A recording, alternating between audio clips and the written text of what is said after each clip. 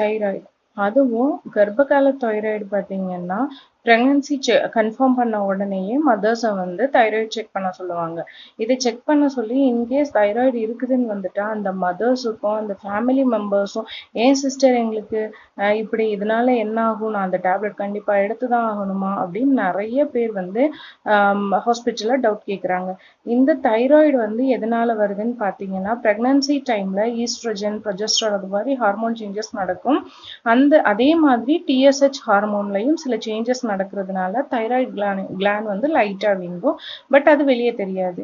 இதோட பாதிப்புகள் என்ன, நம்ம ப்ராப்பராக ட்ரீட்மெண்ட் எடுக்காமல் போனால் அபார்ஷன் ஆகிறதுக்கு சான்சஸ் இருக்குது.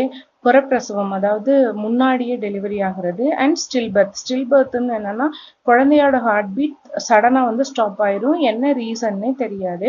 அண்ட் சில குழந்தைங்களுக்கு பார்த்தீங்கன்னா சைக்கோமோட்டார் டெவலப்மெண்ட்ல டிலேயும் இருக்கும். நார்மல் தைராய்டு லெவல் என்னன்னு பார்த்தீங்கன்னா, நார்மல் அடல்ட்ஸுக்கு 5க்குள்ளே இருக்கலாம். ப்ரெக்னன்சியில் ஃபஸ்ட்டு 3 monthsல 2.5 to 3 இருக்கணும். Last trimester I mean 6 to 7 months அப்படியெல்லாம் ஆகும்போது 3 to 3.5க்குள்ளே இருக்கலாம். ஸோ டாக்டர் உங்களுக்கு டேப்லெட் அட்வைஸ் பண்ணால் மறக்காமல் டேப்லெட்டை எடுத்துக்கோங்க. பயப்படுறதுக்கு ஒன்றும் இல்லை.